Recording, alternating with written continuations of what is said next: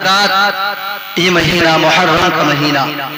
جس مہینے کی 10 تاریخ کو کربلا کے میدان میں امام علی مقام نے اپنے سر کو کٹا کر اسلام کے سر کو بچا لیا۔ وہ مہینہ جس مہینے کی 10 تاریخ کو حضرت عباس نے اپنے بازو کو کٹا کر اسلام کے بازو کو بچا لیا۔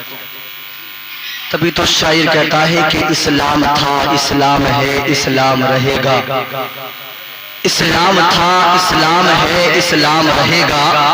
اور قرآن تھا، قرآن ہے، قرآن رہے گا۔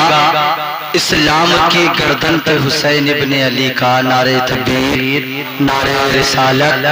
علماء اہل سنت، حضرت علامہ مفتی ناظم منظری صاحب قبلہ، حضرت علامہ مفتی آفتاب منظری صاحب قبلہ، الحاج قاری والد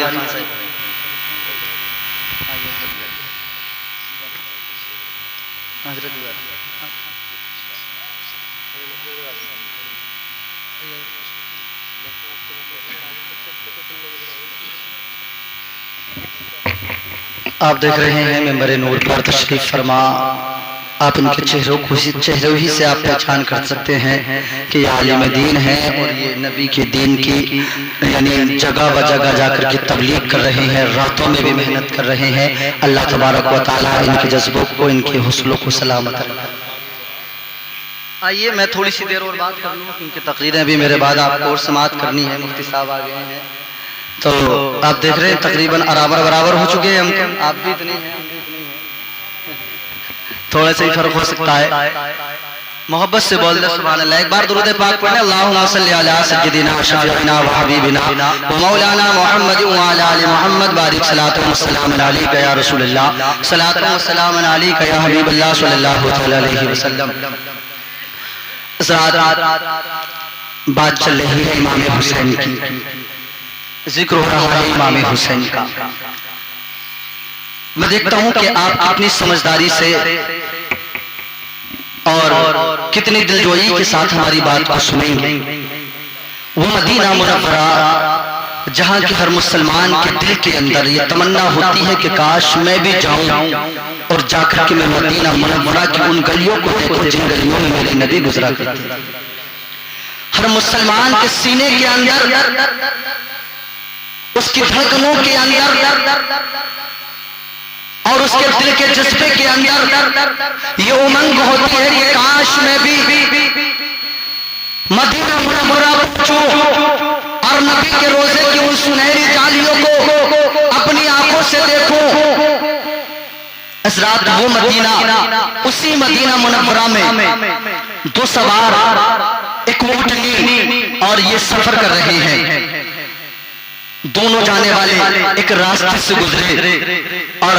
ایک کہنے لگا یہ اونٹنی میری ہے، دوسرا کہنے لگا نہیں یہ اونٹنی میری ہے۔ بڑی توجہ کے ساتھ میری بات کو سننا، اور میں جہاں تک آپ کو لے جانا چاہ رہا ہوں انشاءاللہ تعالیٰ آپ وہاں تک پہنچیں گے بھی۔ حضرات دونوں کہنے لگے یہ اونٹنی میری ہے، ایک کہنے لگا نہیں میری ہے، دوسرا بولا نہیں میری ہے۔ حضرات اونٹنی ایک ہے، سوار دو ہے، دونوں میں تھوڑا سا یعنی ایسی طریقے سے بات بنتی رہی اور یہ آگے بڑھتے گئے، اور جیسے یہ آگے بڑھے ایک موڑ کے قریب پہنچے تو ایک کی نظر سامنے سے آنے والے کے انسان پہ پڑی۔ یہ سامنے سے آنے والا کون ہے؟ وہ ہے جسے دنیا شیر خدا کے نام سے جانا کرتا۔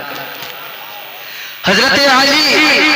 کرم اللہ وجہہ الکریم سامنے سے آ رہے ہیں۔ جب ایک کی نظر حضرت علی کے چہرے پہ پڑی تو کہنے لگا اب لڑنے کی ضرورت نہیں ہے، اب جھگڑے کی ضرورت نہیں ہے، بلکہ علی کا یعنی بلکہ خدا کا شعر آ رہا ہے، اب فیصلہ ہو جائے گا، اب جھوٹ سچ کا پتہ چل جائے گا۔ رات جیسے ہی علی ان کے قریب میں آئے، ان میں سے ایک کہنے لگا اے علی شیر خدا ہماری بات کا جواب دے دیجئے گا، آج ہمارا فیصلہ کر دیجئے گا۔ یہ کہتا ہے اونٹنی میری ہے اور میں کہتا ہوں میری ہے۔ رات آپ نے کہا پھر بتائیے کیا کرنا ہے؟ تو کہنے لگا آپ فیصلہ کر دیں کس کی ہے، جھوٹا کون ہے آپ یہ بتا دیں۔ رات حضرت علی نے ان دونوں کے چہرے کو دیکھا، آپ نے ان کے چہروں پہ دیکھا تو ان کے چہروں پہ سنت رسول سجی ہوئی تھی، ان کے چہروں پہ ڈالی سجی ہوئی تھی۔ رات آپ نے جب ان کے چہرے کو دیکھا تو کہنے لگے میں فیصلہ تو کر دوں گا، مجھے پتا بھی ہے کہ اونٹنی کس کی ہے، میں یہ بھی جانتا ہوں جھوٹا کون ہے سچا کون ہے، میں فیصلہ کر سکتا ہوں، مگر اگر میں فیصلہ نہیں کروں گا کیونکہ میں نے جو ہے, میں نے جو آپ کی داڑھی کو دیکھا ہے, آپ کے اس فعل سے, آپ کے اس کام سے مجھے بڑی تکلیف ہوئی ہے, آپ کے اس کردار سے مجھے بڑی تکلیف ہوئی ہے. کہا کیسے؟ کہنے لگے کہ آپ کے چہرے پہ داڑھی ہے, آپ نبی کا کلمہ پڑھنے والے ہیں, اور ایک اونٹنی کے لیے جھوٹ بولنے میں لگے ہوئے ہیں, ایک اونٹنی کے لیے جھوٹ میں مشغول ہے. رات کہنے لگا, حضرت علی کہنے لگے میں یہ فیصلہ نہیں کر سکتا کیونکہ تمہارے کردار سے میرے دل کو بڑی تکلیف ہوئی ہے. آپ نے ان سے یہ کہہ کر آپ آگے بڑھ گئے, آپ چلنے لگے. اب ان میں سے ایک انسان آگے بڑھنے کے بعد حضرت علی کے قدموں پہ گر گیا, حضرت علی کے قدموں کو پکڑ کر ہاتھ کہنے لگا, اے علی اگر یہ اونٹنی جاتی ہے تو جائے, اگر یہ اونٹنی چھنتی ہے تو چھنے, اگر یہ جھوٹا انسان اس اونٹنی کو لے جانا چاہتا ہے تو لے جائے, مگر میں حضرت علی آپ کا دامن نہیں چھوڑ سکتا, میں آپ کو ناراض نہیں کر سکتا. واقعی میں یہ اونٹنی میری ہے, یہ میرا ساتھی جھوٹ بول رہا ہے, مگر اگر آپ ناراض ہو رہے ہیں تو میں آپ کو ناراض نہیں کروں گا, چاہے یہ اونٹنی مجھے اسے ہی دینی پڑ جائے. کہ میں آپ کو ناراض نہیں کروں گا. حضرت علی نے ارشاد فرمایا واقعی میں اونٹنی تیری ہے؟ کہنے لگا ہاں واقعی میں اونٹنی میری ہے. کہا اگر واقعی میں اونٹنی تیری ہے, بات اگر کسی کی کوئی بھی چیز ہوتی ہے تو اس کی کوئی نہ کوئی عادت, کوئی نہ کوئی خصلت انسان کے پاس ایسی ہوتی ہے کہ اسے پتا ہوتا ہے کہ ہاں یہ ایسا ایسا اور اس وقت میں یہ کام کرتی ہے. آپ نے ارشاد فرمایا اگر اونٹنی تیری ہے تو بتا اس کی کوئی پہچان بتا, اگر اونٹنی تیری ہے تو بتا اس کی کوئی عادت بتا. حضرات دیکھیں تو صحیح, حضرت علی سے بات کرنے والے انسان نے دیکھے کتنی گہرائی کی بات کہی ہے. حضرت علی سے بات کرنے والا یہ انسان ہے, مسلمان ہے, نبی کا غلام ہے. کہنے لگا علی یہ واقعی میں اونٹنی میری ہے اور یہ جھوٹ یعنی جو ساتھ ہے میری یہ جھوٹ بول رہا ہے. کہا بات پتا کیا ہے؟ تو کہنے لگا آئیے اگر پوچھنا ہے تو میں بتاتا ہوں. کہنے لگا اے علی آپ اس اونٹنی کے دل کو دیکھیں, اس اونٹنی کے دل پر ایک زخم ملے گا, جو اس اونٹنی کے دل پہ زخم لگا ہوا ہے. حضرت علی نے ارشاد فرمایا ارے اونٹنی کے دل کو اگر دیکھا جائے گا تو اس اونٹنی کو ذبح کرنا پڑ جائے گا, اس اونٹنی کو کاٹنا پڑ جائے گا, اور کاٹنے کے بعد دل کو نکال کر دیکھا جائے گا تو بتا نہ اونٹنی تیری رہے گی نہ اس کی رہے گی, کیا فائدہ ہوگا. تو کہنے لگا علی یہ بات تو ٹھیک ہے, یہ بات تو ٹھیک ہے, مگر کم سے کم سچ کا تو پتہ چل جائے گا, سب کم سے کم سچ تو دنیا والوں کے سامنے آ جائے گا. آپ اس اونٹنی کو ذبح کر دیجئے گا اور اس کے دل پر دیکھیں زخم لگا ہے, زخم اگر زخم لگا ہو تو واقعی میں یہ اونٹنی میری ہے, اگر نہیں ہے تو یہ میری نہیں ہے. حضرت علی نے فوراً آواز دی اور رسی کو اور یعنی چھری کو منگایا گیا, وہیں پر اس کے پیروں کو باندھا گیا. پیروں کو باندھنے کے بعد فوراً اس کو ذبح کیا گیا, اور ذبح کرنے کے بعد فوراً اس کے گوشت کو الگ کر کے یعنی دل کو نکالا گیا. اور جب دل کو نکالنے کے بعد اس کے دو ٹکڑے کیے, جب دل کے دو ٹکڑے کیے گئے تو حضرت علی نے دیکھا کہ اس اونٹنی کا دل زخمی یعنی کوئی ایک نشان ایسا نہیں تھا جو زخمی ہوتا, بلکہ اونٹنی کا سارا دل زخموں سے چور چور ہوا پڑا تھا, سارے دل میں زخم نظر آ رہے تھے. حضرت علی نے ارشاد فرمایا تھا ارے یہ تو بتا, یہ تو بڑی اندر کی بات ہے, تجھے یہ کیسے پتا کہ تیری اونٹنی کے دل میں زخم ہے, تجھے یہ کیسے پتا کہ تیری اونٹنی کے دل کے اندر ایک زخم پیدا ہو گیا ہے. تو یہ کہنے لگا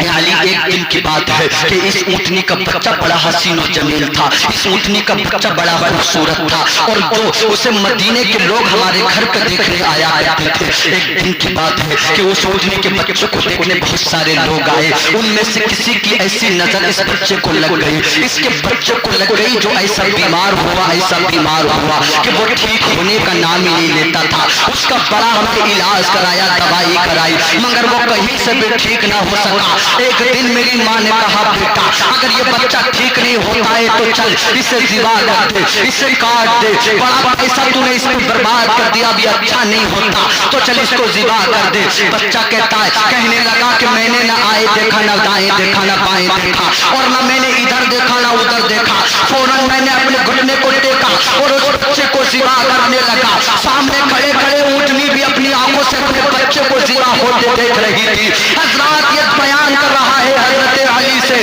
کہتا ہے کہ جب میں نے اس بچے کے گلے کو ذبح کیا اور جب میں نے اس بچے کو کاٹا تھا, اتنے میں پہاڑ سے میرا باپ آ گیا. میرے باپ نے آ کر میرے کان پر کئی تھپڑ مارے, کہنے لگا رے تو یہ کیسا کام کر رہا ہے,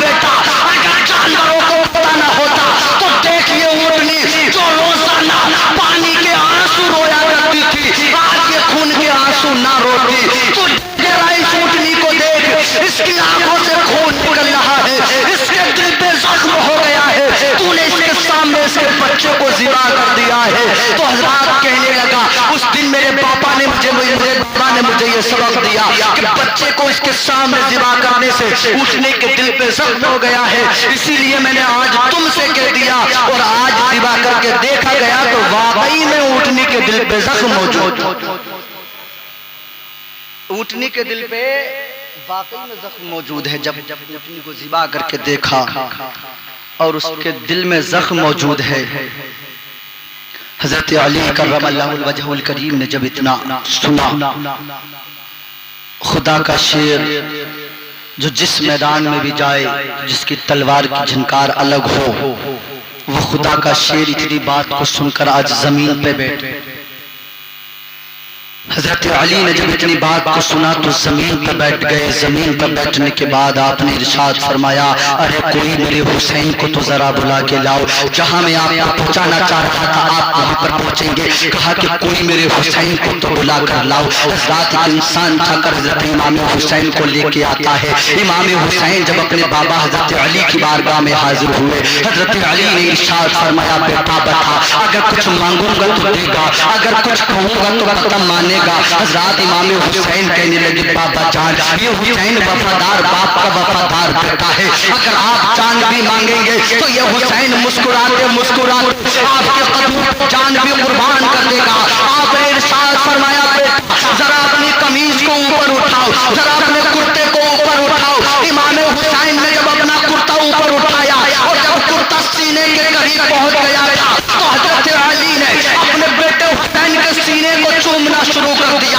آپ کے دل کے قریب چومنا شروع کر دیا، یعنی بوسہ لینے لگے۔ کبھی حسین کی پیشانی کو چوم رہے تھے، کبھی آپ کے دل کو چوم رہے تھے، کبھی سینے کا بوسہ لے رہے تھے۔ حضرات مدینے کے لوگوں نے کہا، اے علی آج کیا کام کر رہے ہو، آج حسین کا بوسہ کیوں لے رہے ہو، آج حسین کے یعنی حسین کے سینے کو کیوں چوم رہے ہو؟ تو آپ نے ارشاد فرمایا تھا، ارے تم نے دیکھا نہیں، اگر ایک اونٹنی کے سامنے جب اس کے بچے کو ذبح کیا جاتا ہے تو اس کے دل میں یعنی اتنے زخم بن جاتے ہیں کہ اس کا دل زخموں سے چور چور ہو جاتا ہے۔ ارے ایک بچہ کاٹنے کی وجہ سے سارا دل زخمی ہو جاتا ہے۔ آپ نے ارشاد فرمایا تھا کہ ایک دن ایسا آئے گا، یہ میرا بیٹا حسین کربلا کے میدان میں جائے گا، اس کے سامنے ایک یا دو لاشیں نہیں پڑے ہوں گے بلکہ 71 لاشیں اس کے سامنے موجود ہوں گے۔ یہ اپنے سامنے حضرت عباس کے کٹے بازوؤں کو دیکھے گا، یہ اپنے سامنے حضرت قاسم کے لٹے سوار کو دیکھے گا، یہ اپنے سامنے حضرت کی طرف کی جوانی کو دیکھے گا، یہ اپنے سامنے معصوم علی اصغر کو روتا اور کہتا دیکھے گا، یہ اپنے سامنے اپنے سامنے اپنے ساتھیوں کو شہید ہوتا دیکھے گا۔ تو اس وقت کربلا کے میدان میں اسے تسلی دینے کے لیے، اسے بوسہ دینے کے لیے علی وہاں نہ ہو، اس لیے آج علی سے بوسہ دے رہا ہے تاکہ آج بوسہ دینے کی برکت سے کربلا کے میدان میں میرے بیٹے حسین کے دل کو یعنی سکون مل جائے۔ آپ نے ارشاد فرمایا، کربلا کا میدان ہوگا، ظاہر میں وہاں علی اس کے ساتھ نہ ہوگا، تسلی دینے کے لیے اس ظاہر میں وہاں نہ ہوں گا، اس لیے آج اس کے دل پہ میں بوسہ دے رہا ہوں، سینے کو چوم رہا ہوں تاکہ کربلا کے میدان میں جب 71 لاشیں بھی حسین کے سامنے پڑے ہوں تب بھی حسین چٹان بن کر کے میرے نانا یعنی اپنے نانا کی دین کی شریعت کو بچانے میں لگا ہو، تب بھی چٹان کی طرح کام کر کر کے دین مصطفیٰ کی آبیاری کر رہا ہو۔ اور یہی زمانے والوں نے دیکھا، یہی زمانے والوں نے دیکھا، شاعر کہتا ہے کہ آقا کے نواسے نے مسلح نہیں چھوڑا، آقا کے نواسے نے مسلح نہیں چھوڑا، سر تن سے جدا ہو گیا سجدہ نہیں چھوڑا، اور دربار میں بولی تھی وہ لہجے میں علی کے، دربار میں بولی تھی وہ لہجے میں علی کے، اما زینب نے کسی حال میں پردہ نہیں، زینب نے کسی حال میں پردہ نہیں چھوڑا حضرات وقت کی قلت ہے آپ دیکھ رہے ہیں میرے بعد ابھی آپ کو 3 تقریریں سماعت کرنی ہے 11 بھی بج چکے ہیں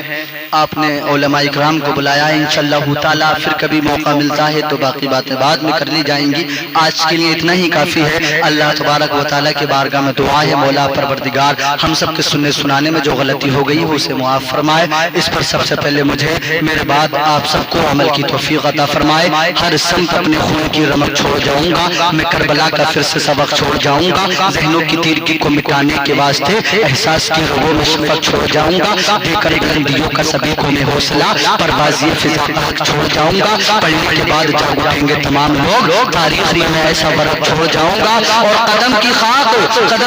آنکھوں کا پانی چھوڑ جاؤں گا میں دریا ہوں بہاؤں میں روانی چھوڑ جاؤں گا اور مجھے معلوم ہے آخر کسی دن تیری دنیا سے چلا جاؤں گا پر اپنی کہانی چھوڑ جاؤں گا وما علینا الا البلاغ السلام علیکم